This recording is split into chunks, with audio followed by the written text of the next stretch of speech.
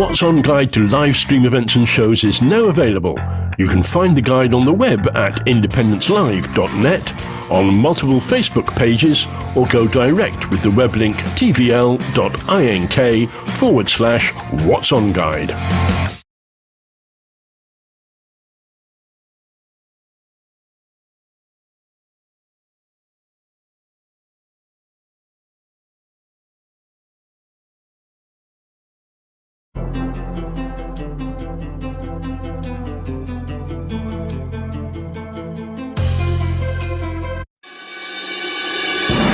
This is a new voice for a new Scotland. We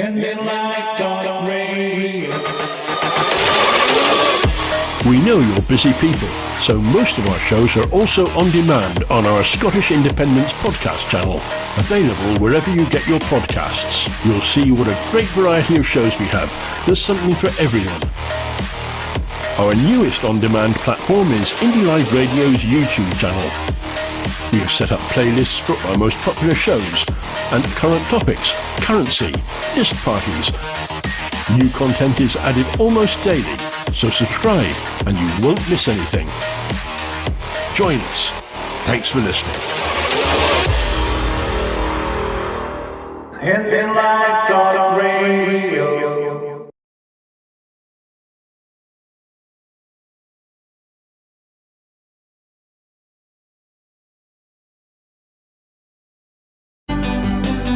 What's On guide to live stream events and shows is now available. You can find the guide on the web at independencelive.net, on multiple Facebook pages, or go direct with the web link tvl.ink/What's On Guide.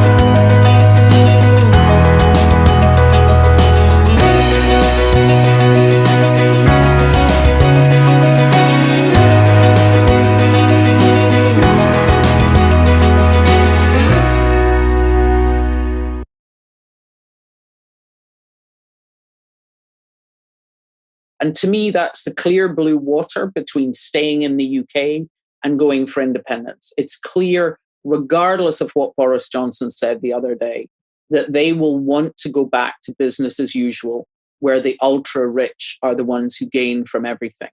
Mm. We don't want to be part of that. We want the chance to actually build a fairer country. But I don't think anybody who's gone over to Yes now is really for moving, because I think they can see clear as day what things look like. And I always felt that during the independence referendum that it would take a no vote in order for a lot of Scots to realise the consequences of voting no. They would have to see what happens when they vote no in order to realise what a mistake it was.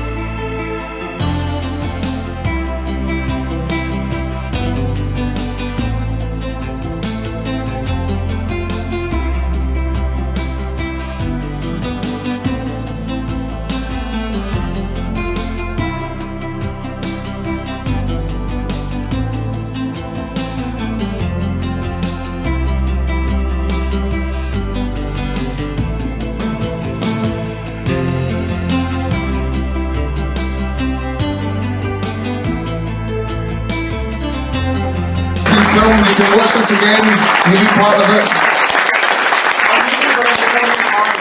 Independence Live. Yeah, a few people asked about YouTube. It'll be YouTube/Independence Live. That's where you'll find the footage.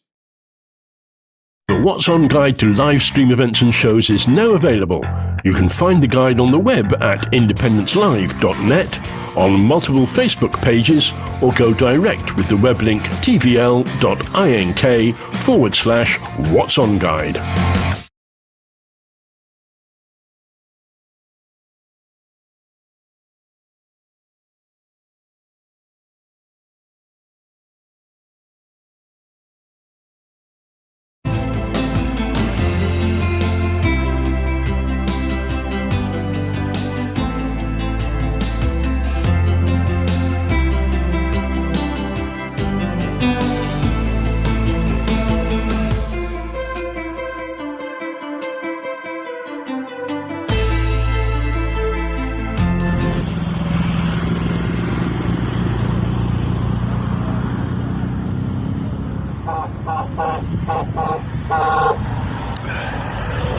Here we are, it's the Yackin Bridge where we started the first 500 miles. In front of that beast there. This is where it all started. We're now in day 4 and we're heading towards Portree. We'll see he's on the road. Sign the covenant. Long walk to freedom. Talk to you later.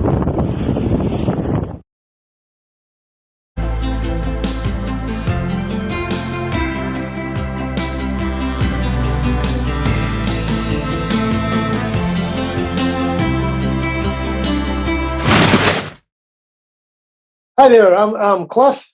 And I'm Russ. And we're from the Veterans for Scottish Independence 2.0 group. And we're just invading your privacy today to let you know that we will be very shortly pushing a programme out on live stream to do with the veterans, their needs as it will be during an independent campaign. The next independence campaign, and indeed in an independent Scotland. So get yourself in gear, come and join us, pull up a sandbag. Yes. Thank you. Cheers. Wherever you stand, get the fresh view of what's happening in Scotland with iScot. Celebrate everything about our country with intelligent, in-depth insight from lifestyle, culture to puzzles, and all the opinions you'll need. Whether it's digital or by post, subscribe now to iScot.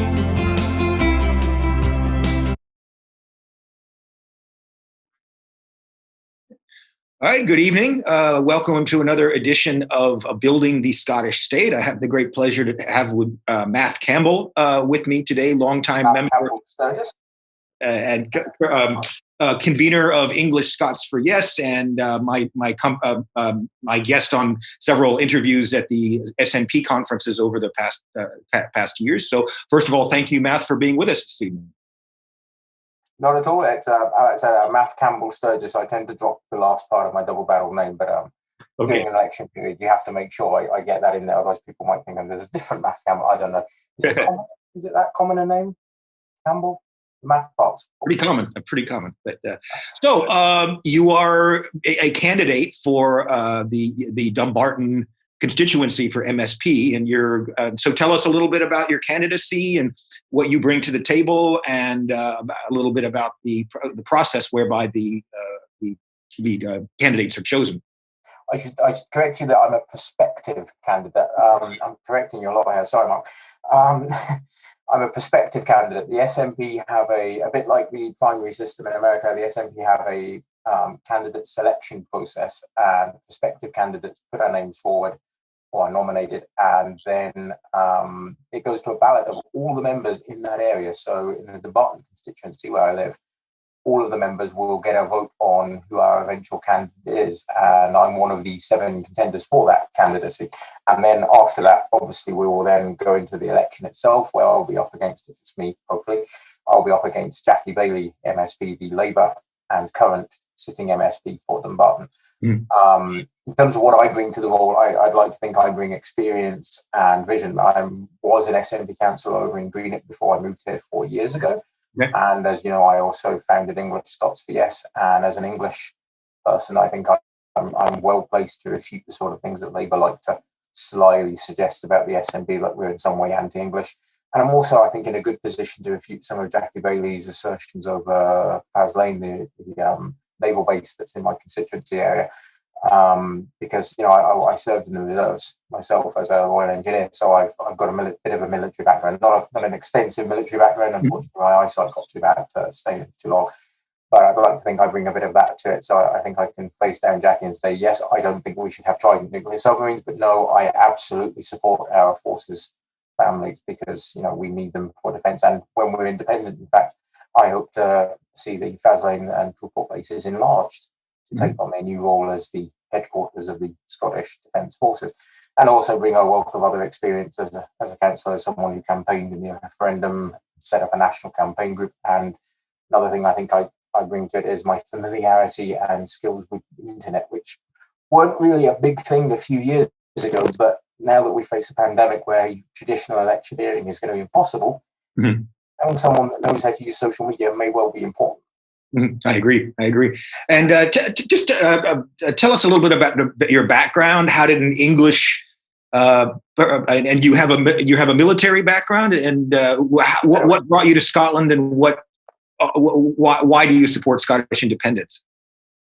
It's actually what brought me to Scotland is why I left the reserves in the first place. Actually, I joined the reserves when I was in England, and I met my partner over the internet, and I visited a couple of times, and I left the reserves to come up here, to move here, and my plan was to rejoin, but when I attempted to rejoin, I discovered that my eyesight was just a bit too poor to allow me back in.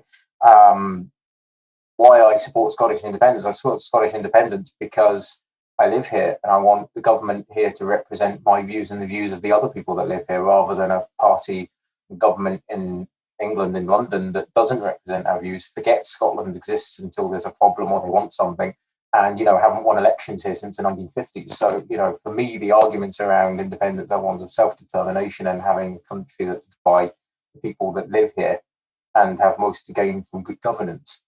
So I think that doesn't really change whether you're born in England or born in France or America or, you know, anywhere.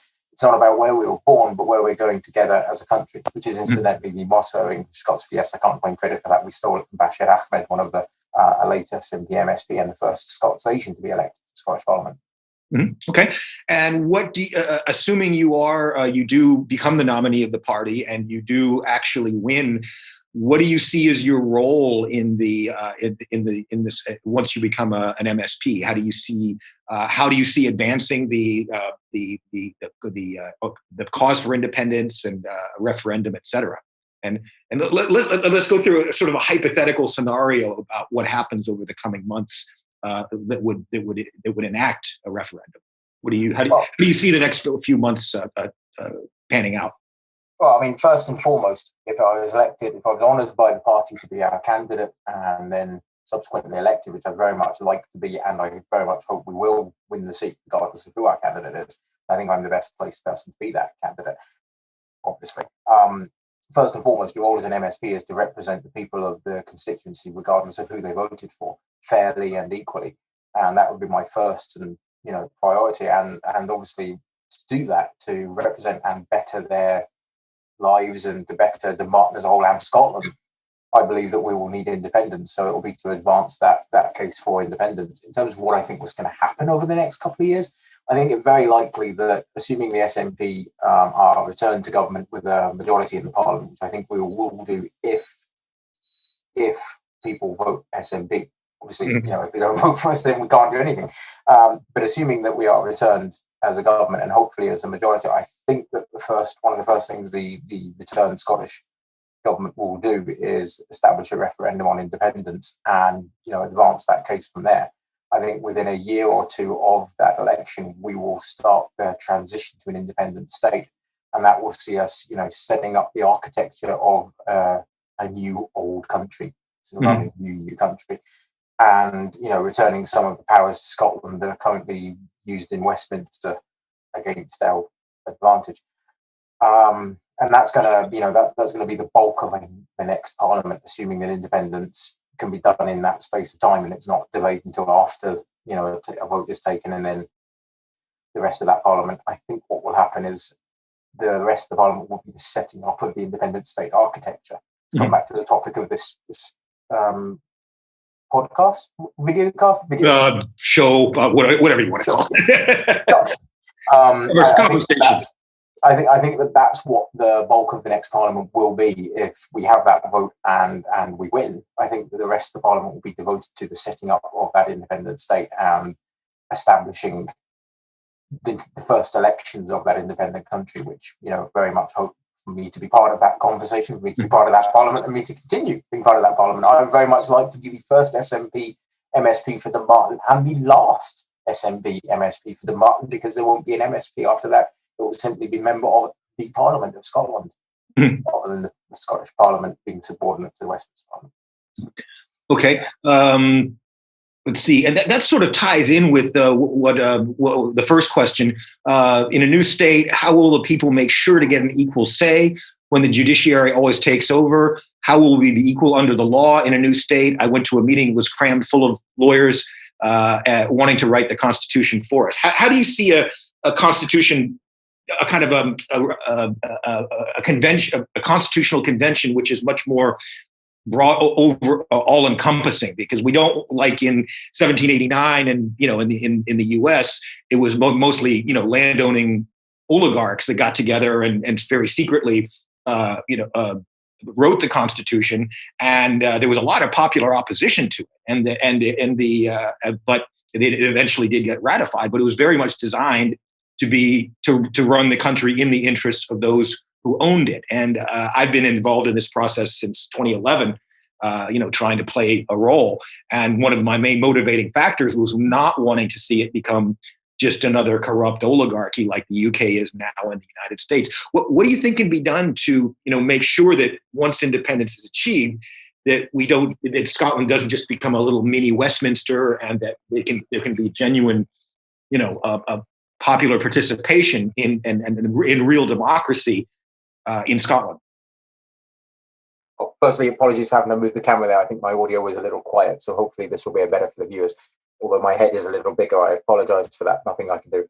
In terms of, you're right. The Federalists and the Constitutionalists, obviously, the wrangling over the US Constitution. A lot of people think that the US Constitution dates from the same time as the Declaration of Independence, not realising that there's actually that period between where the Federalists wanted to, the difference in eventual the Constitution that was adopted. In terms of why I think the UK is starting to go down that road of oligarchy and why the US is sadly too, I think that's more of an establishment sort of over time that can happen unless constant reforms occur.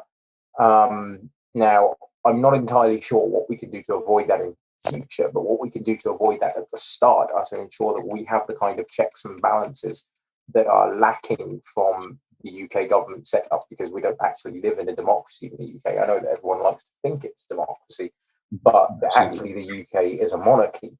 So we don't have any checks and balances against, monarchical impression because, the monarch is the absolute sovereign of the UK, although in Scotland the monarch is not sovereign, the people are sovereign. But in terms of what we can do, I think that we need to make sure that when we establish a constitution, it has the checks and balances that stop Scotland falling into those traps down the line.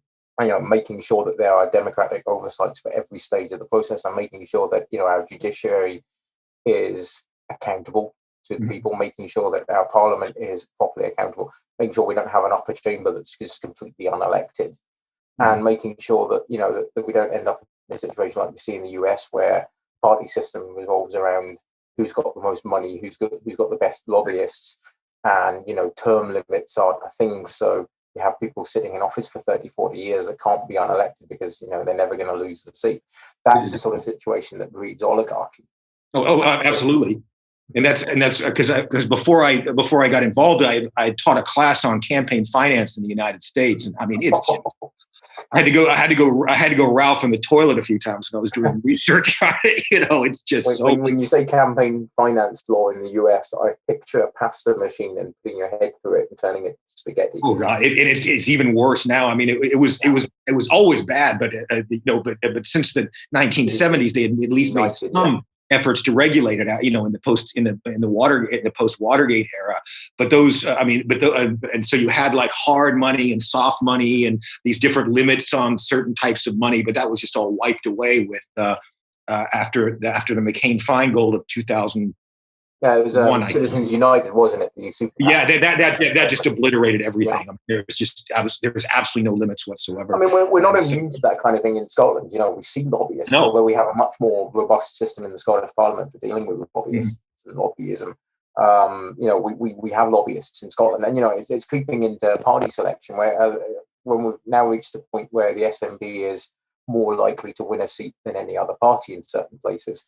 We're now seeing selection contests, which in the past were literally just a meeting where all the local members got together in a room and decided who the candidate was going to be. We're now seeing full-on selection contests. I'm doing videos and productions in places there are candidates spending money, quite large amounts of money, to try and secure the selection. And because the election isn't an afterthought in those seats, but it's so likely that they can manage to win the seat that it's almost seen as an election in itself, which is very like US primaries, and I'm not very comfortable about that thing. I completely understand. That would be really interesting to, kind of now develop, kind of like bills or laws to limit that, and I'd be more than happy to, to give any input into that, given what I've seen about it. But I mean, if we're already, even before independence, we're getting, the money becomes much more important in the process, that's not good, and I mean, I locally, the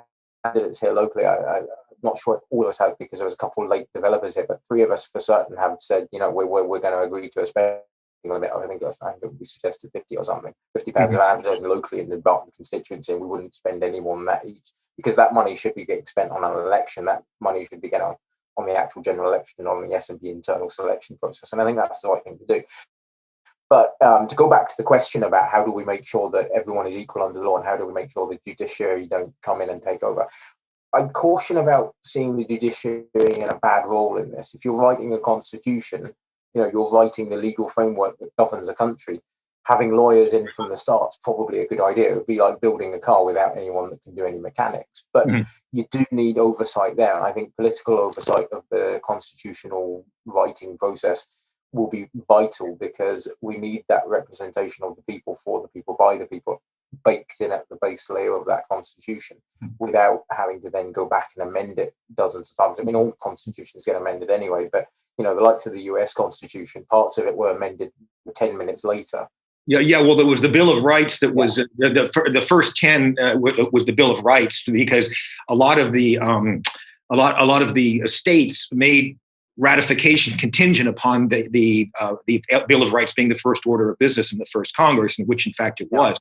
But the rights, but when you think about it, they've tacked on another 17 amendments since then, mostly broadening the franchise, and 4 of them are broadening the franchise. 2 of them were prohibition and then repeal of prohibition. But when you think about it, I mean, we live in an age when that you don't have to amend it that way. I mean, before, if you tacked on an amendment, you can't change all of the Constitution's texts, especially in the 19th century. So they had to tack on amendments to the end of it to change what was in the original text. But in the original text, you still have the 3/5 compromise, which counts slaves as 3/5 of a person. You still have that just ridiculous electoral college system that was, again, dates from the slave era, to make sure that the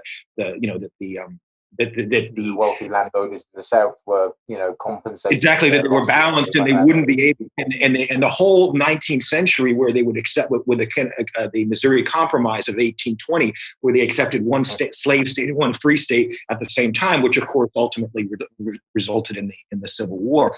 But my point being is that if we have a constitution like that I've developed, where you can, and we're going to put it, and we've also got a blockchain format platform that we're using for digital covenant.scot, whereby we can take the signatures, which are basically self-sovereign, it can be made into self-sovereign identities, and then we could have a genuine people's popular, blockchain popular participation in developing the Constitution. And, people are going to come up with different drafts, but if there was a referendum, not whether to accept a constitution or not, but to vote on the constitutional drafts out there, so that, because, so often it's been like, do you accept this constitution? Yes or no, rather than why not have it where there's several drafts that people can choose. I do caution about some of that aspect. I mean, I'm down for direct democracy. The only thing I caution about is when it's something as fundamental as a constitutional framework. My only caution is that, the pedal of the masses there would be that, you might see minority interests or groups or persons, sacrificed to the will of the many there, whereas a guided process, it shouldn't just be like you say, do you want this or not? There should be much more feedback. But I do think that at some point, notwithstanding the questioner's concerns around the judiciary, I do think that we need them experienced legal minds to come in and say, okay, you can vote on this idea or not on this idea, but you can't have this because that's just not going to fly. That sort of thing is I think you need that experienced input, and then I think that each part of it should have a consultation ratification process. And I actually like the way that the Scottish Parliament's committee and consultation process sort of works in that way. Because the Scottish Parliament is unicameral, because we don't have an upper chamber, the committee process here is a lot more robust. And I think that's where you end up getting them views, because the consultation process for every Scottish bill virtually, feeds in a lot of information. And then you have the representatives of the people guided by the legal expertise of the judiciary. But ultimately, the representatives of the people come in and say, no, that's a bad idea. That's just the courts taking over. Or, yes, this is a good idea. This protects these people's interests. And that might protect people that, might only make up 1 or 2% of the population, where if it was a purely direct democracy process, 80% of the population say, yeah, that's fine. We don't mind that. And the other 10% are going, that's not good for us. And yeah. I think that would be the danger. So I do caution against that, notwithstanding my fondness for blockchain-based democratic structuring. We should probably move on to the next question there, though. I think it's about referendums and postponing them for COVID. Yeah, go ahead. So if you want to answer to that. So sorry, I don't think... I'm available to do hosting if you want. But not after the selection process, hopefully. I think... The question is, when do you think we can go forward with a new referendum for Scottish independence? And it's closely tied to the next one, which is, I don't think COVID-19 should be used as an excuse to postpone a referendum. What do you think? I personally, obviously, any referendum bill that comes up before the Scottish Parliament, if I was selected and elected, yes, I would have a say on that. But in terms of the timing of a referendum and whether things get postponed because of other events, that wouldn't be up to me. I think that would be the up to the leader of the party that's in government, which will hopefully be the SNP. And I'm believing that post is currently not up for selection. So I don't think Nicola has anything to worry about for me in that regard. But in terms of where do I think that's going to happen? I think it's very likely that as I said before, if the SNP are returned as government, a majority government in the Scottish Parliament, I think it would be within a year or so of the election, there will be a referendum, I think. I think everyone kind of accepts that, we're now at 58-60% of in the polls possibly are now in favour. In terms of, do I think COVID-19 should be used as an excuse to postpone a referendum? I don't think anyone's suggesting it be used as an excuse, but I do think that the pandemic, if we don't see a vaccine, if we don't see an end to the horror of the pandemic fairly soon, I think it will have an effect on the democratic process. But do I think that it should be used to delay, or that it should delay the referendum? No, I don't. I don't think that democracy can be delayed forever, just as we can't, postpone and lock down the economy forever. I think that our democratic process will eventually have to move on regardless of what's happening with the pandemic. Hopefully, though, like I said, hopefully there will be a vaccine successfully soon. I think that's just how we have to go with that. Okay, and because I was looking through, as I was saying before we went on air, I was looking through the Scottish Reserve Bank website, and and they have a very detailed timeline. And from what I understand, they have set the date for, I forget exactly what day in September of 2021. And so apparently, I mean, it looks as if they've got it planned out, and presumably when the SNP manifesto comes out. Do you know when that's supposed to come out, the SNP manifesto? No, I usually party man. I'm not even a candidate yet, so I don't think I'm on the mailing list for the but usually manifestos tend to come out, a couple of weeks, a couple of months at most before an election. So I imagine we'll be seeing one in March or April next year. Okay. I saw the stuff about the National Investment Bank. I'm not entirely certain, though, that you can conflate that with an eventual referendum, etc. I know there are currency plans underway. Then the National Investment Bank will be more about, investing in Scotland and being used as a way to progress capital spending plans. And it's actually a detail. It's actually a detailed one about how the transition of the currency. And from what I understand, I chatted with Gordon McIntyre Kemp, and he basically affirmed that it's very likely that the manifesto will include this basic framework, saying, okay, if the SNP is elected, the referendum will be on this date, and and so when people are voting for the SNP, they're voting for this plan, as far as I understand. I mean, I'm not privy to anything you aren't, so I can't confirm that, but it looks as if they've got it pretty well planned out. I think that they just have to wait to the right moment with regard to the Brexit things to make a move. But I really think before the end of the year, there has to be some kind of commitment made, because or else, especially as it's looking increasingly likely, there's going to be a no-deal Brexit. Hopefully there isn't a no-deal Brexit, because that's the last thing anyone in the UK, in Scotland, or in the rest of the UK needs right now, especially with the pandemic. But I think this is one of them things we're just going to have to sort of watch and see what happens. And I know that as we go forwards, currency is probably going to be the number one issue, followed up by how will we finance the Scottish state, which is obviously uniquely tied to currency. And there's going to be a lot of arguments over components of MMT versus traditional financing, and that gets into the weeds a lot, because you get these ridiculous analogies about current accounts and people treating the country as if it's a regular bank account. Last time I went to my bank, I'm not allowed to mint currency, and they were really quite strong on that one. They really do not want you minting your own currency, whereas a country obviously has all of its own currency in most cases. So, I think these ridiculous analogies just don't hold up. So I think that the argument's probably going to be quite messy, but ultimately, currency policy and stuff, that's something where the economists will be much more in control of the situation, much more guiding that discussion than people on Facebook arguing about, well, what if you've got this much debt versus this much deficit, not actually understanding what those terms really mean in the context of a country and currency adoption. So I think it's a complex topic that people don't tend to wrangle with very well.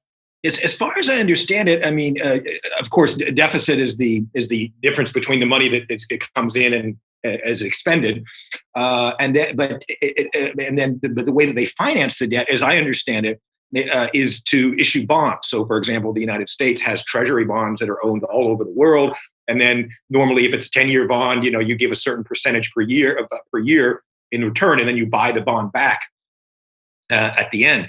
But the United States can just keep printing it forever. I mean, when they come up with the whole idea that like taxpayers uniquely finance the government is just absurd. I mean, they create, as much currency as they want whenever they want to. If they can find, trillions of dollars to puff up the stock market during the pandemic without helping anybody, without actually helping any individuals, they can do. The current term that the UK government prefer is quantitative easing rather than printing more money, because that's not really else. We don't actually print the money anymore. It's just a spreadsheet somewhere. But the point about you're absolutely right. The US Treasury issues its bonds on. I think they're issuing a 250-year bonds at the moment. It's ridiculous, the idea that everyone's ever going to call them on those debts, and it doesn't actually matter. The supply of money, the liquidity, doesn't increase beyond the ability of the economy to service that liquidity. That there are goods and services for that money to be spent on. It really doesn't matter how much a deficit in that instance is, although obviously, an independent country like Scotland isn't the USA. It will be smaller and thus will, need to be able to deal with other countries and service its debts in other currencies, which is where hyperinflation kicks in places like Germany pre-World War II and in other, Argentina in the 90s. Where it wasn't the economy locally that caused that inflation, it was servicing those debts in the currency of the country to other countries. That's where, not to get into the weeds here, I think we are probably. But that's where those sorts of situations occur. And when Scotland, in the Scottish context, we've got that huge oil and gas resource and the wind resources as well, and our trade and industry, portfolio with whiskey and tourism and like. We're actually going to have when we have our currency, we're going to need to make sure that it doesn't actually become too valuable, and then otherwise we'll face problems with import export stuff. So I'm not tremendously worried about that sort of thing, but people don't understand what deficit and debt mean in that national context. I mean, you ask the average person, where do your tax pounds go? They say, to pay for spending. No, they don't. When you pay government money with tax, this, you're nodding along, but the majority of people have no idea that when you give the government £100 in cash for your taxes, that money is gone. That money ceases to exist the moment it hits the government. Technically it's paying down the debt or, but it doesn't exist anymore. The government create new money and then pay the servicing on that debt. So people don't understand these contexts at all. And to be fair, I don't understand them. Nobody understands them. They're that obtuse and, out there in the clouds. So I think that them sort of arguments get dwelt on heavily in the media, and I think that's actually quite deliberate. They want people to understand what's going on. That's the role of the media, to keep the debate, within very narrow bandwidth and keep, keep them arguing. I want to reduce taxes by 10%. I want to reduce it by 20. And it's just, but it's deliberate. It's to keep the public, apathetic and to just, have controversy over, really minimal things. I mean, you watch talk radio, it's really interesting. I've listened to James O'Brien quite a bit. He's a good talk radio, but they always frame it so narrowly. Are you going to follow these rules or not?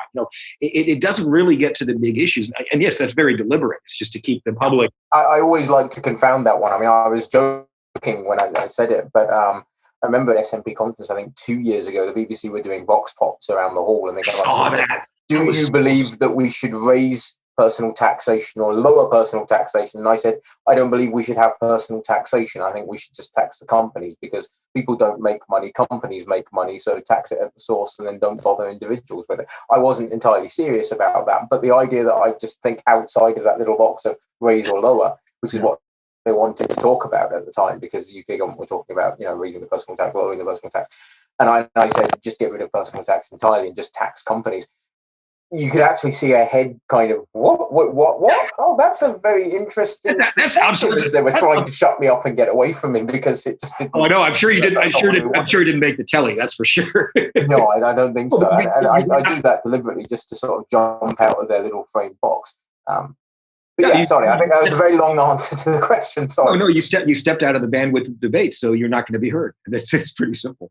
Going back to some of the questions from Duncan McCarrisher, if any of the candidates for the SNP in Dumbarton need to let members get to know them and not hide away, I've got a vote, and I've only had contact with 3 of them. So I'm not sure what he's. I don't know if I've had contact with Duncan. I'm trying to reach out to all of the SNP members in the Dumbarton constituency. One of the problems, maybe not every member is aware of, is we're not actually in contact with members delivered by party rules.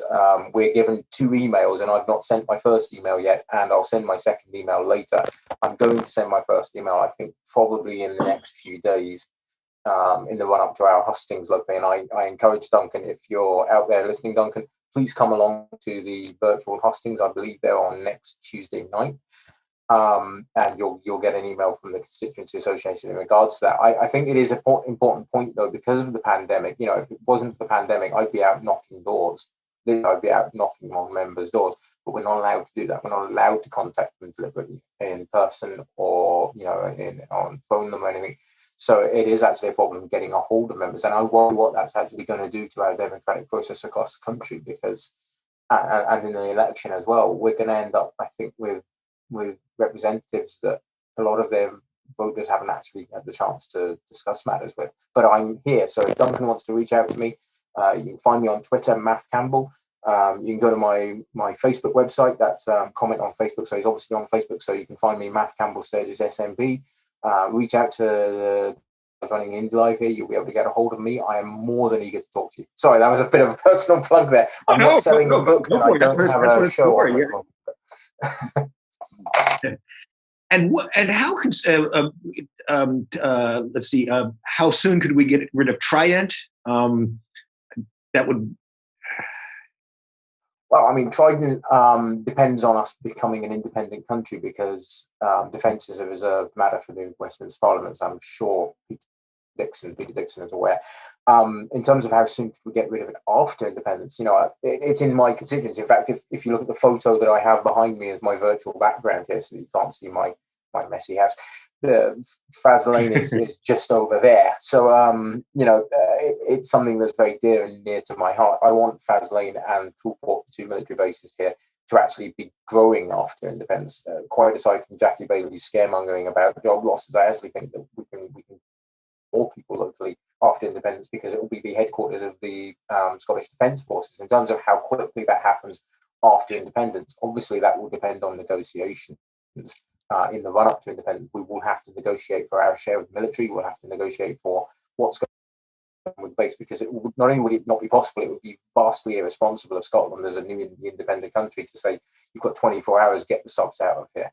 We couldn't do that. It would be unsafe. There needs to be a decommissioning process. There needs to be a planned retreat for the UK government to quietly pack up its stuff and leave.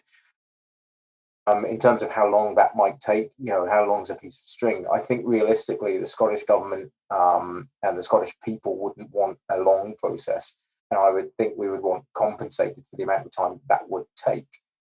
And I think that long process of them decommissioning and moving their submarines, I'd hope that they actually take the opportunity to say, yes, we don't need nuclear weapons anymore, let's just get rid of them. I suspect they probably won't. That's entirely up to them once we've left the UK. Their defence policy is their own. But I think that 3 to 5 years would probably be realistic, 10 at the outset. But, I'm speculating and guessing here. It will depend on so many factors, negotiations and compensation for Scotland for tolerating these illegal, immoral weapons in our waters for the minimum amount of time possible. But that is actually my answer. It will be the minimum amount of time that we can physically reasonably ask them to get out. That's really the matter. Okay. Someone else asked there, incidentally, Trident is the elephant in the room, but how do you think America will react as it is their baby? Well, I mean, ultimately, I don't think America will care particularly if the UK government's keeping Trident and buying them weapons from America. I don't think they'll care where exactly they store them. But I think that's actually a very good question, and I'm going to continue talking. So sorry, Mark. But I had quite a few chats with a friend of mine who's in America, Will McLeod. He's a journalist from Virginia.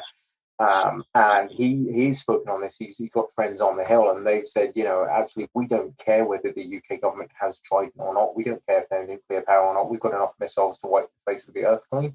What we care about is that the UK can meet its NATO, commitments. So if independent Scotland means that the UK government abandon Trident and put their military spending into actually paying for troops to have body armor and, able to deploy on a moment's notice and, making sure that their, combat regiments are ready to go, I think that they would actually welcome that far more than, whether they renew Trident or not. And I think that independent Scotland, we will need to, uphold our military commitments, which will mean, people have talked about, if we go to the Trident, we can spend that money elsewhere. And I will spend some of that money elsewhere, but I think we will need to face up to the fact that an independent Scotland will need defence forces.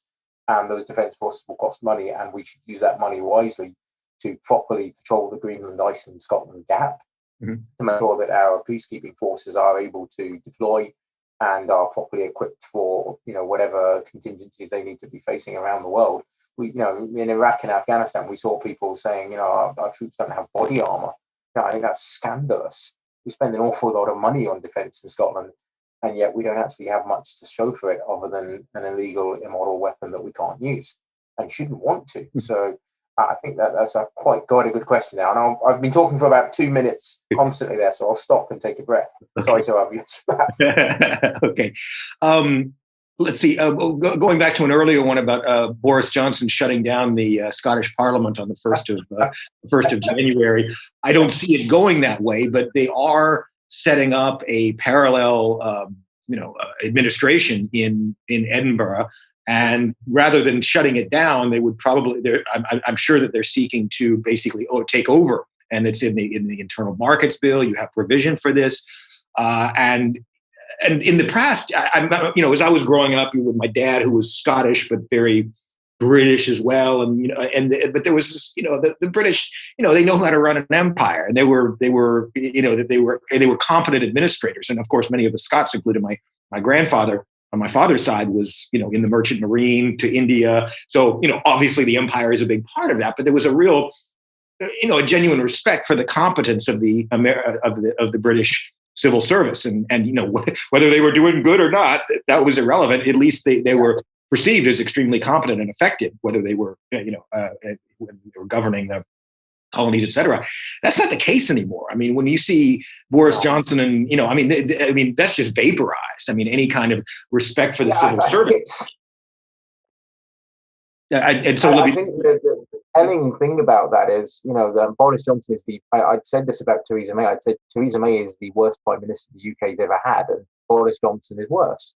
It's like they're on a downward slope to ever more incompetence. Sorry, I cut you off there. I think there's a bit of an audio delay there. You were saying. But what I'm saying is that we're living in these times when you basically get, Rupert Murdoch having more influence over who becomes prime minister than the entire, UK electorate, let alone Scotland. And it's really scary, the fact that he's Michael Gove, Sarah Vine, all of these kind of media government figures, and of course Dominique Cummings, and they're just so much more unpredictable. I mean, the British state was predictable before, but now it's just so completely off the rails. Yeah, it's hard to include anything.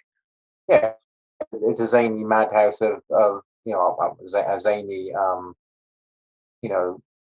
insanity of people that have no competence and no business being there. The phrase, I think it's from the deep south in your homeland. When you see a turtle upside down on top of a fence pole, you've no idea how it got there. It's got no business being up there, and nobody knows why it's there in the first place. I think in terms of the danger, the question that the what was the name of the person? Where was it? It was Kevin on Facebook asked. What will happen if they just try and close the Scottish Parliament on January 1st? Well, A, they're not going to. B, they're not going to. And C, I don't entertain hypotheticals that I don't think have any basis in reality. However, I do accept the wider point that the UK government are clearly on a march to try and steal the powers of the Scottish Parliament. They wouldn't close the building down, but they will gut the powers of it. So slowly over time, there's a Scottish Parliament, and it doesn't have control over it. Oh, sure, they're not taking the powers away; they're just controlling all them and keeping all them powers in London, so you can't actually do anything about it.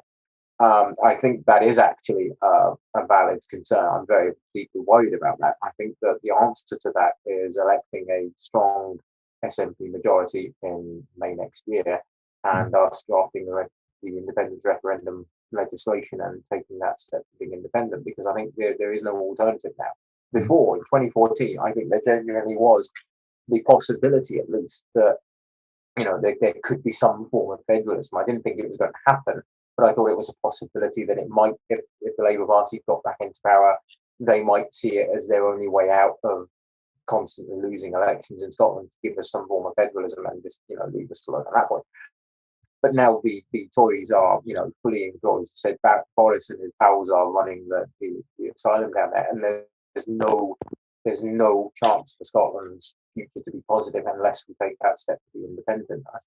But I don't think they're going to close the building on January 1st. I think that would cause mass civil unrest, and I don't think it's realistic. Even Boris isn't quite that stupid, but I might be wrong, but I doubt it. I think that's not very realistic. Okay. Do you see emergency election called before the new year or early January? And first of all, can the Scottish government dissolve itself and call an early election? Yes, but it requires 3/4 of Parliament to be in favour. And no, I don't. I don't know if they might be thinking of the UK government, like would the UK government dissolve before January because of. I'm pretty sure you meant the Scottish Parliament, but but as you said, if it takes 3/4 of the things, that's certainly not going to happen. Let's see. Curran on Twitter. I want to just go ahead. Take it. It says, "I'm deeply unhappy and uneasy about what Matthew Campbell-Sturgess is saying about getting rid of fighting and decommissioning nuclear weapons and mass destruction as long as 10 years completely unacceptable. I had a candidate vote in this constituency. I don't disagree. Deal breaker." Well, first off, I said I think it's realistic.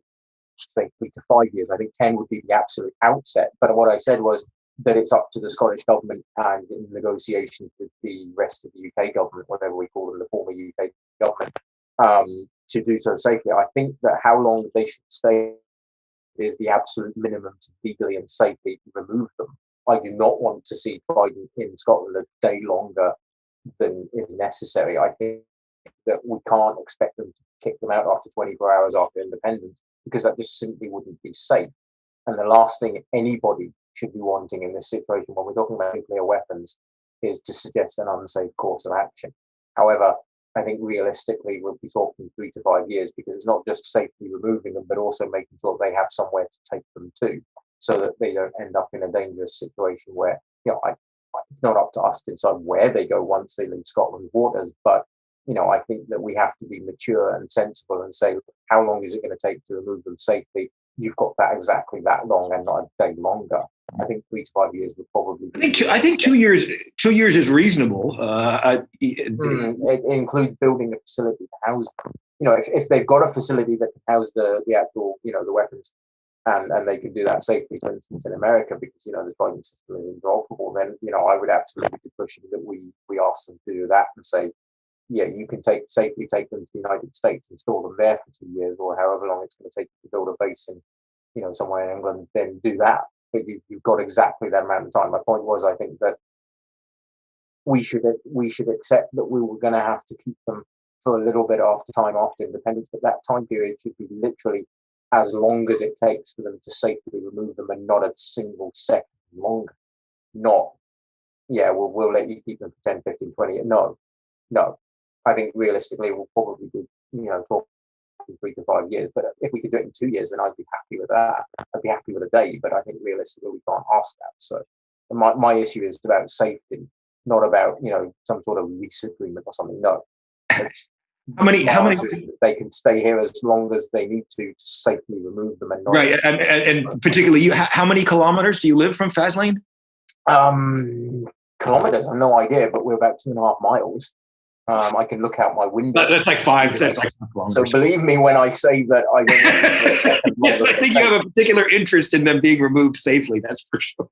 Yeah, I understand Peter Curran's concerns that I'd be unhappy if the candidate was suggesting, yeah, sure, take 10, 20, 30 years, we'll make money off the lease. I heard someone suggest that, and I was aghast at the idea. Are you kidding me? No, get out.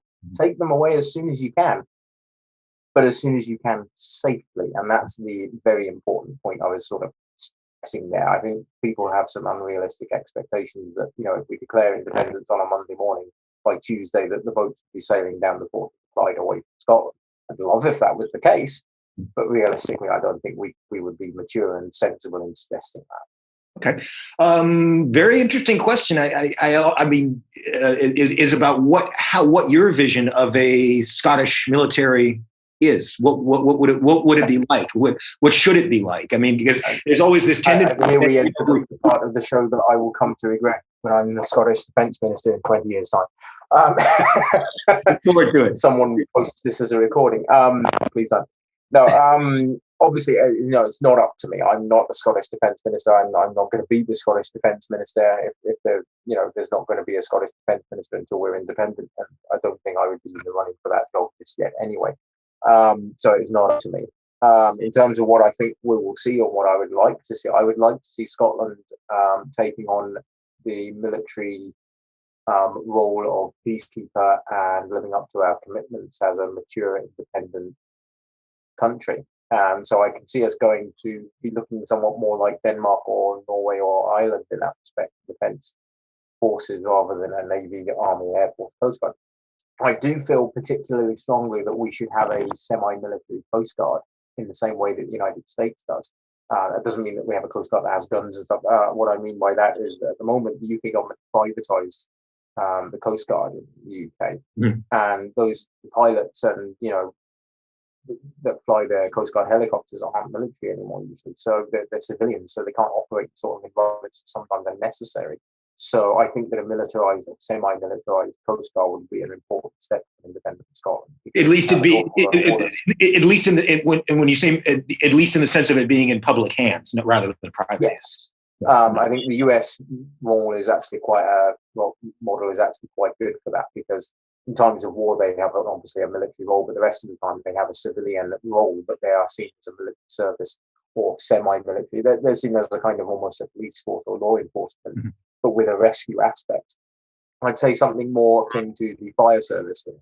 So that's kind of the role I'd like to see our Coast Guard taking with enlisted personnel and, clearly defined roles, because that could also then encompass like fisheries protection and, border patrol as well from Scottish waters to stop smuggling and the like. I think that would be an important thing that the Scottish military could have, because we will have to have a pretty good navy, because our waters are immense. We have a huge coastline to protect from, trafficking of humans and illicit substances and, all sorts of other issues as well with the Coast Guard, and search and rescue being one of them. So I think that would be an important step for an independent Scotland military. In terms of other things, that's something for the bird. That's something for other people with much more learned experience. I was a reservist. It's not like I was a general here, so I don't have a keen military mind perspective to bring in here. Well, I think your experience would lend itself to at least giving a view on kind of the basic posture of a military. How much? I think that the vast majority of Scotland would like to see a military that doesn't tend to involve itself in overseas conflicts quite so much. Particularly not ones that are, against the United Nations resolutions of the time. I think that in terms of where our military will go in years to come as an independent country, which I'm sure we will be, I think that we will need to uphold our peacekeeping obligations as a mature independent country.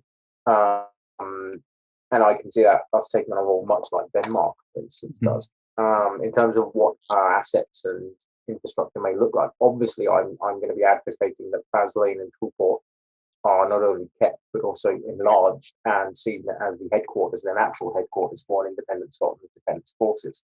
Because we won't have a Navy, Army, Air Force sort of structure. It will be one defence force, but with such a large maritime area, with the Greenland, Iceland, Scotland gap control, clearly the waterborne, the marine forces of that defence forces will have to be, the top level of it. They'll have to be the bulk of it in some way.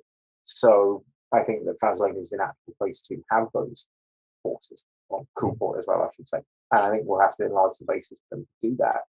So I definitely see a role for an enlarged Scottish Defence Force. And bear in mind, at the moment, I keep saying enlarged because at the moment we spend an awful lot of money on defence in Scotland, but not very much the UK's Defence Forces, defence infrastructure is actually in Scotland. We don't have any surface fleet to speak of, bar a couple of minesweepers that are kept at Basel, but actually based around the world. We have the submarines, obviously, but we have one major airbase. We have a couple of army barracks. It's really quite minimal compared to the amount of actual money.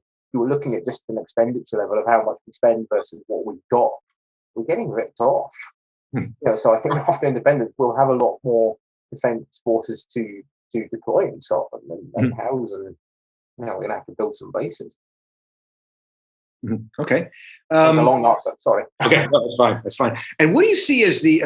I've been kind of gaming this in my mind ever since the Brexit vote in 2016. But what would happen within 5 or 10 years? And I at the outset I had predicted that it would pretty much be the end of the UK. It was like lighting the fuse on the UK, and that Scotland would be independent, Ireland would be reunited, etc. And I'm wondering what. My view is that I'm just wondering, maybe I'm dreaming, maybe I'm being too utopian, but that the European Union, obviously they have to have plans in place for a no deal Brexit. I mean, they know that UK as well as anybody, and how the Johnson government has zero integrity and can't keep, is completely corrupt, and can't keep their promises. But at the same time, of course, they have to maintain the integrity of the European project. But I mean, it's always been kind of my dream that, like, once it was clear that no deal Brexit was inevitable, which we'll know really soon. Within days, I would think. And then that Europe would say, hey, Scotland, if you want to become independent, we will recognize you, and you can remain in the customs union market, and after you get independence, we'll find a way of getting you back in. I don't think there's any doubt that the Europeans would love to have Scotland as an independent member state, but they have to go through this thing. How do you see it? How do you see Europe? I mean, because technically, Scotland hasn't left the single market yet, but it's on course to. Yeah. If that's a transition deal that's going to run out. Yeah. The stroke of midnight, it will pop and cease to exist, and we'll be left with holding the pumpkin. It's very confused mice. To extend a very poor metaphor. In terms of what I think I didn't quite get it, but anyway. Cinderella, stroke of midnight. Oh, gotcha. Pumpkin being Boris Johnson, presumably. I think the wider argument about what will happen after independence, again, a lot of variables. In fact, I'm not, Nostradamus. I don't have a crystal ball, and if I did, I don't think I'd be using it for predicting the European Union stance on Scotland. I think I'd be using it for next lottery numbers. But in terms of what will happen, I think realistically, the European Union would love to have an independent Scotland. Would be very warmly welcomed. You see some of the unionists on Twitter and like screaming, "Oh, Spain don't want Spain don't want Catalonia and the Basque region to suddenly go independent," and wouldn't want to do anything to encourage that to be the case. But I think that Scotland going independent in a non-unilateral form, no unilateral independence declarations, but an agreed Scottish independence method occurring, I think Scotland would be welcomed into the European arms with open arms, the European Union with open arms. In terms of how I foresee that happening, I have limited, prognostication abilities. I don't know exactly the form that will take. Obviously, there will need to be negotiations, and then there will need to be an admittance process. I strongly suspect that would be a very abbreviated process. We wouldn't see like the sort of situation that happened in the early 2000s with the admittance of the previously Soviet nations being admitted. I think there'll be because of the very reality that Scotland's legislative functions. We've been an EU member for 30 odd years. Our legislative arrangements are already European compatible, so I don't think it would take much to admit it. There are finance and currency questions that will need to be answered. I suspect that will make up the bulk of the independence referendum debate going forward, so I'm not going to kickstart that right now. But in terms of what will happen after that, I think that the European project is important. I think it will go forward. I think it will have to be adapted and changed to reflect the UK leaving. But I don't think it's going to end in any conclusive way. I'm more concerned with our relationship with the rest of the UK, the former UK, after independence. I think, people have asked us about, there's going to be a hard border with England. So, well, no, I don't think we have to have a hard border with England because, there's going to be a situation in Ireland. The Good Friday Agreement requires a soft border in Northern Ireland and the Republic. And I think whatever arrangements I eventually come to there can equally be doubled here with Scotland and England in the border there. So I think that's a much more interesting question. I think realistically, we're going to end up looking at quite a lot like Ireland. And, that's not a bad thing. Ireland did very well out of the European Union, arguably a lot better than it would have. Absolutely.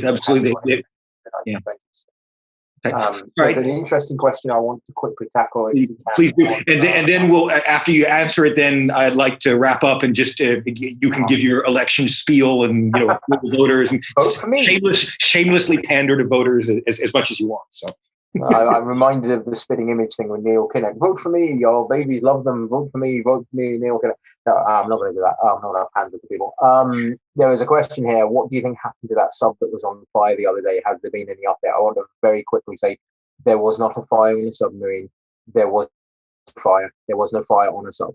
What was happening there was, many of your viewers might not be aware, that sometimes when they move the subs from Faslane to Coolport, they have to go around the Gairloch, which is what the picture behind me is. And sometimes when they do that, they do it what's called a cold start. They do it on diesel power, and obviously diesel emits fumes, and that's what the steam. What was it? Mostly steam, to be fair. That was not a fire. There was no danger to anyone, absent the usual danger of moving, umpteen nuclear weapons around our waters. The nuclear weapons are driven up to Scotland for the subs. Surely they can be driven back, and you are just left with the subs. That's not entirely accurate. They're driven up to Scotland, but they're also driven down to England and then back again. They live in, well, they don't live. They're kept in Scotland. They're taken down to England for routine maintenance because nuclear weapons don't just sit on a shelf somewhere. They have to be maintained and kept in very safe conditions. And part of that maintenance, then I believe in Aldermaston down in England, and then they're driven back to Coolport, which is where they're kept, and then they're put on the submarines, which is why Faslane, the boats go Faslane to Coolport like we did the other day. In terms of that, I think that that's part of the process. They will need to develop a place to keep them in England, or they could possibly use, I believe it's Norfolk in the United States, to permanently house the Trident missile whilst constructing somewhere. So that's part of the negotiations that will need to be taken place during our independence process to decide where they're going to get kept until they've got a permanent place in England. I suspect the UK government will want to keep them here whilst they're building somewhere in England to keep them, or possibly Wales. And I think we could probably argue that they should keep them elsewhere. For instance, they should maybe talk to the Americans and keep them there. But that's for a later discussion. But they can't just be driven down to England and get there. There's no way to put them at the moment. Nowhere safe anyway. You were wanting me to wrap up, I believe. Yes, please just please vote for me. I'd ask any Dumbarton Constituency Association members, which includes, the Vale of Leven, Helensburgh, my own Bheò-Shruthaidhean Lomond North, and Dumbarton itself, to consider giving me their number one vote, because I believe as 5 years as a councillor, running English Scots for the SN National Campaign Group we founded in 2013, there's a huge group spread across the entire country, and it gave me quite a lot of media experiences where you met me, I believe. I think that gives me the experience to become an MSP and to run a campaign effectively against Jackie Baillie, but also as someone who's English and someone who served in the reserves, I think it nullifies two of the main arguments or main attack vectors that Jackie Baillie and the Labour Party like to use. A suggestion that somehow the SNP is anti-English, which categorically and demonstrably is not. When you've got someone like me as a candidate, I do not sound Scottish in the slightest. And as someone who served in the reserves, I think it blunts her arguments around the SNP hate the military. Well, we don't actually. We don't want Trident anymore. But I'm full. I stand fully behind our forces family. My neighbours are in the Navy. I'm a former reservist. I think that them two aspects, make me a very good choice to be our candidate, because we absolutely have to win the seat. Labour are going to throw everything they can at this. It's their number one target seat in Scotland to keep, with Jackie Baillie, their deputy leader, running for it. So, I think we need a very strong candidate who can rebut all of Jackie's lies, has the experience to do so, has the experience of being a candidate, can work a campaign in a social media network that we're going to find ourselves because of the pandemic, and has that background of being, in my case, English and former military reservist, to take out and nullify some of her arguments from the get-go. And I'm aware I'm speaking very fast here because you're about to cut off. So I think you can take a couple extra minutes. You can take a couple of extra minutes if you want. Oh, hey, we're not on the BBC. Don't worry. We can run over time, no problem. Well, that was one of them mouth speaking things out. I spoke very fast there. So apologies if any of your viewers had trouble following that spiel. Yeah. Okay. All right. Okay. Are there some other points you wanted to make before we wrap it up? I mean, in terms of the candidacy, I think we've got some very strong candidates here in Dumbarton. I much like to ask for people's number one vote for it. If they've already picked a candidate that they want to back, it's a single transferable vote. So consider giving me your second vote, because that might come. If they pick someone that doesn't succeed and falls out of that race, then obviously their secondary vote will contribute to someone else. And so if they're not going to vote for me, then I'd ask to give their second vote. In terms of the other issues, I've got a vision for Dumbarton that includes building up our local health services in the Vale. We focused a lot on the military, but we need more. Jackie Bailey likes to make an issue of a local hospital there, Vale of Leaven Hospital. She always goes on about saving the Vale as if it's constantly under threat, which it categorically is not. But I'd actually like to on building up the Vale more services and reopening the accident and emergency that Jackie Bailey helped close in 2004, I believe, or 2006. More local facilities, more things locally, because the pandemic has shown us the wisdom of having local provision for these services. And also, big part of this, the three issues that are going to affect this election are Brexit, independence, and recovering from COVID. We've covered independence and Brexit quite a lot, but I think the recovery from COVID, I'm going to be pushing some motions at party conference hopefully this year on trying to end the empty units problem, where a lot of our high streets have empty shops, full of empty shops. I want to bring in some form of taxing mechanism to persuade the property owners and developers that own those empty units to let them out, if necessary, at a peppercorn level, or they're going to get taxed heavily to, for the privilege of having an empty shop unit. And also a similar thing on second homes, holiday homes, and Airbnbs to stop the empty villages problem, because a lot of the places, particularly in the Highlands, but also out here, where I stay, in the more rural part of the democracy, we have entire areas where there are just no permanent residents because they're all Airbnbs or second homes. And the ones that aren't Airbnbs and second homes are let houses that have been bought by big property owners and, have been let out for scandalously huge rents. So I think we need to do something to control those situations, to be able to bring more young families in. We have depopulation problems. I think that the policies I'm pushing there on, second home ownership, Airbnb stuff, and private rent controls would maybe help ameliorate those effects and bring in more young families, bring in more population to those parts of my constituency. And again, like I said, also maybe trying to help recover from COVID a bit as we incentivize property developers, shall we say, to bring in more local entrepreneurs running small shops and businesses. That's a big spiel as well. So apologies, and if you've stuck with us this long, well done, guys. Okay. Well, on that note, unless there's anything else that you'd like to add, just thank you so much for being with you. Be delighted to have you for having me. And I am interested in working with you over time to try to maybe develop some bill, not only on the constitutional issues but also on something dear to my heart is again campaign finance. We got to make sure that Scotland doesn't just become another oligarchy from the day one. I'm also keen to work with you on online voting, on blockchain voting. We didn't discuss today at all. Oh well, I'm more than delighted. It's both our hearts. If we and we can talk by Zoom or Skype anytime. I mean, I've got just a few classes. I've got lots of spare time, so be more than delighted to talk to you. Life of an academic. Just an English teacher. So it was great being on your show. Anyway, absolutely a pleasure. And let's get back in touch. And thank you to all your viewers for your questions. I'm sorry we weren't able to get to all of them, but all of them were well appreciated. And hopefully, when you're back, you can answer them. You can answer absolutely. Happy to come on anytime. And feel free to contact Matt directly he mentioned earlier his Facebook and Twitter. He's a very open, likable guy.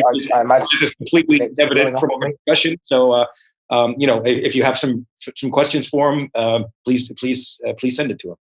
Okay. Absolutely. On that note, thank you very much, and we'll talk again soon, I'm sure. Okay. Bye-bye. Okay. Oh God. I was so.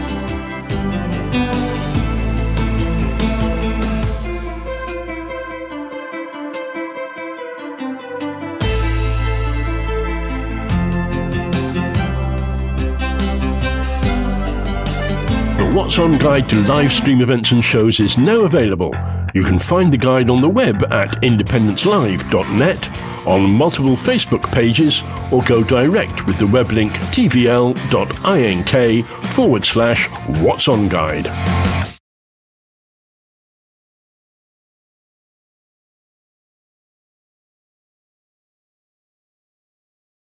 You can't be the angry student activists. This is a new voice for a new Scotland. We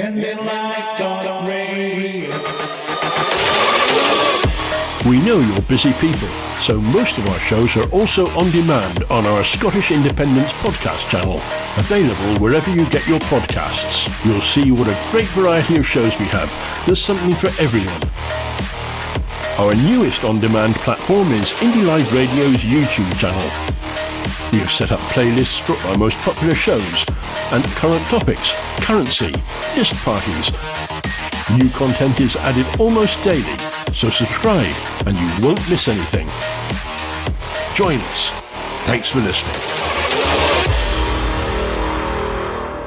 IndyLive Radio.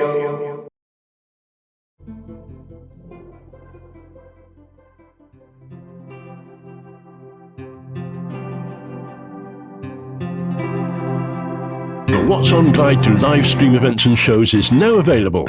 You can find the guide on the web at indepencelive.net, on multiple Facebook pages, or go direct with the web link tvl.ink/What's On Guide.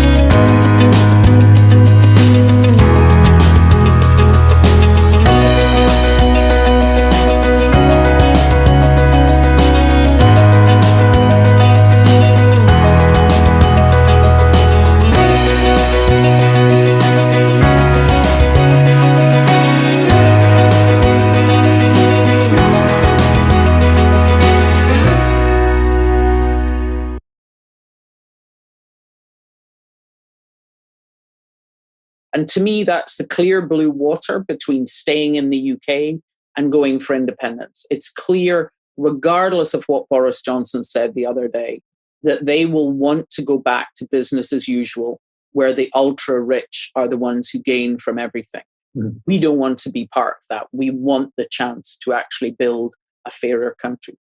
But I don't think anybody who's gone over to Yes now is really for moving, because I think they can see clear as day what things look like. And I always felt that during the independence referendum that it would take a no vote in order for a lot of Scots to realise the consequences of voting no. They would have to see what happens when they vote no in order to realise what a mistake it was.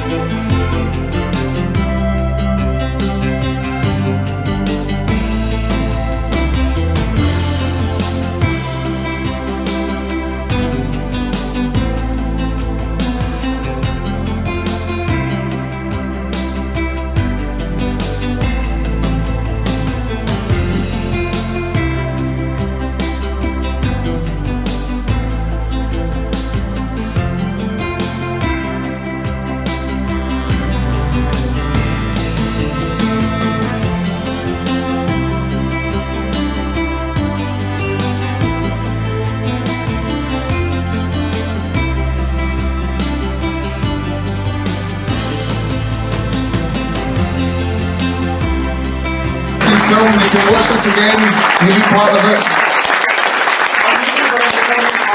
It's Independence Live, yeah. A few people asked about YouTube. It'll be YouTube/Independence Live. That's where you'll find the footage. The What's On guide to live stream events and shows is now available. You can find the guide on the web at independencelive.net, on multiple Facebook pages, or go direct with the web link tvl.ink/What's On Guide.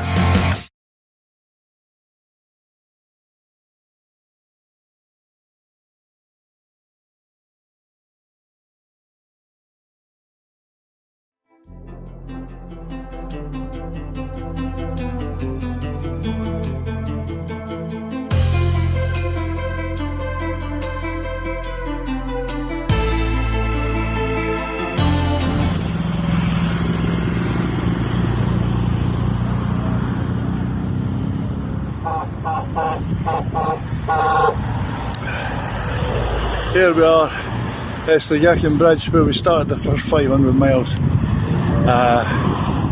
In front of that beast there. This is where it all started. We're now in day 4 and we're heading towards Portree. We'll see he's on the road. Sign the covenant. Long walk to freedom. Talk to you later.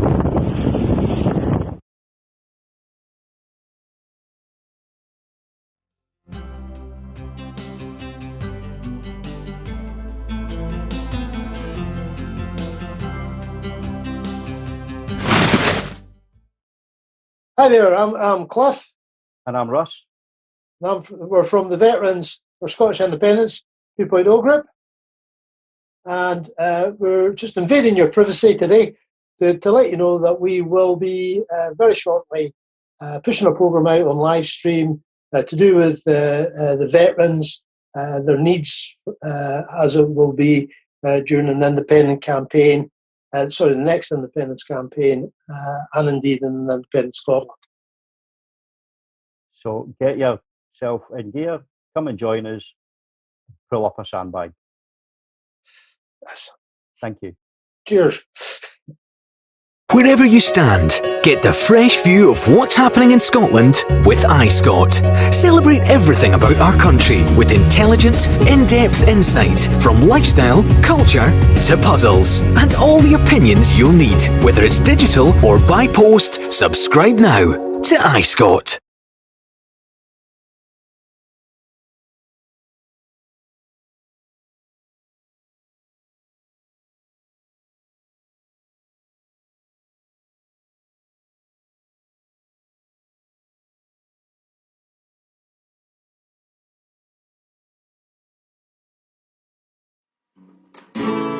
It's a song I wrote about 5 minutes ago called Carpe Diem, Hope Over Fear.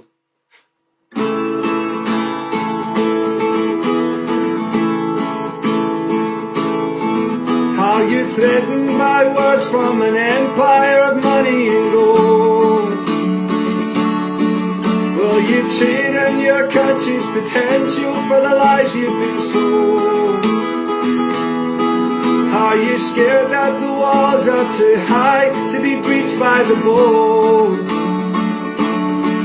Will you stand and be counted or shut up and do what you're told?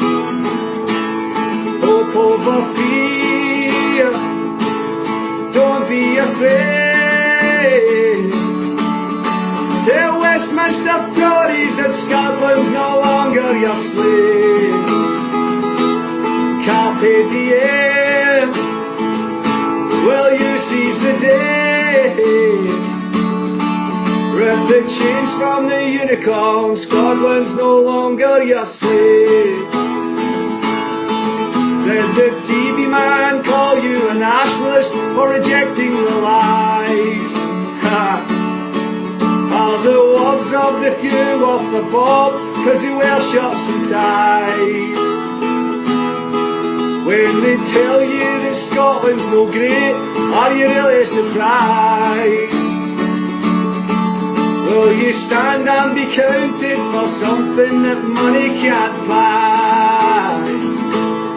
Hope over fear, don't be afraid.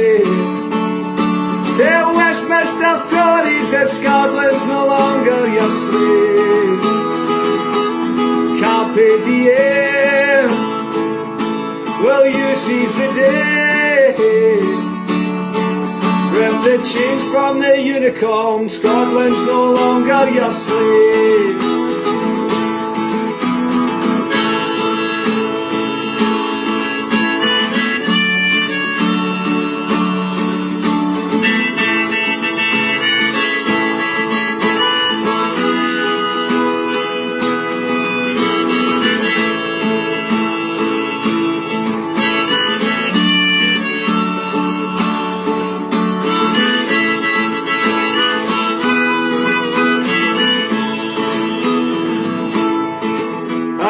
Happy that nuclear weapons are dumped on the Clyde, fighting wars for the wealth of the few. How many have died? You can bury my bones, but the truth of it can't be denied. Will you stand and be counted? 'Cause I'll be there stood by your side. Hope over fear, don't be afraid. The Westminster Tories of Scotland's no longer your slave. Carpe diem, will you seize the day? Rip the chains from the unicorn, Scotland's no longer your slave. Will the media tell you that England don't want you to go? And the taxpayer-funded MPs tell you just tell them no. No! But in Manchester, Nottingham, Sheffield, they already know that we're fighting for them, and it's only the start of the show. Ha ha! Hope over fear, don't be afraid. Tell Westminster Tories that Scotland's no longer your slave. Carpe diem, my friend, will you seize the day? Rip the chains from the unicorn, Scotland's no longer your slave. Vote yes for a future. Hope over fear.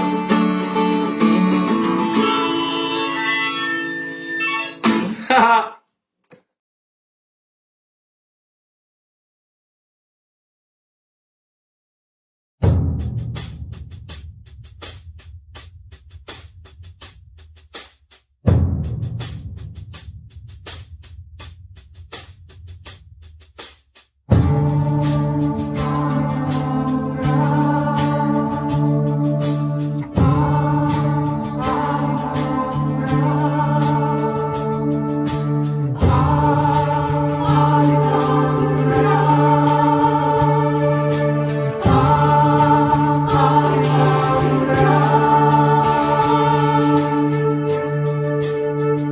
I saw you weeping outside the seat of power.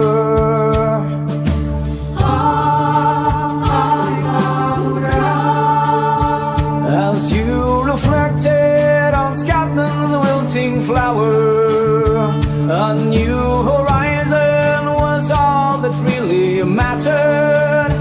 But dawn had broken as dreams and hopes lay shattered.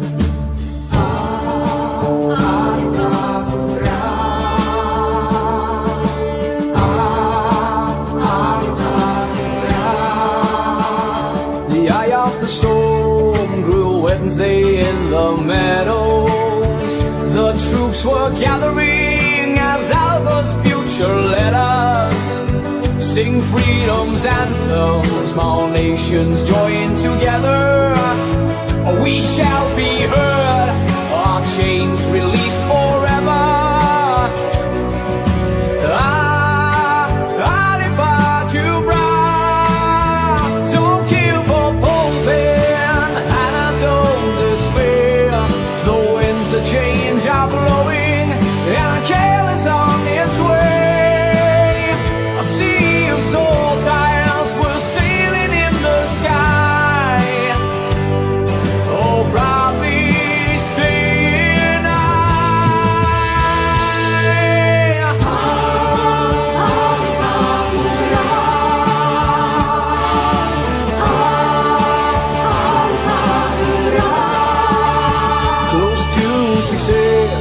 a bright new future rising. Lies and deceit from traitors was surprising. You showed the way and gave us inspiration. The seeds are sown to once more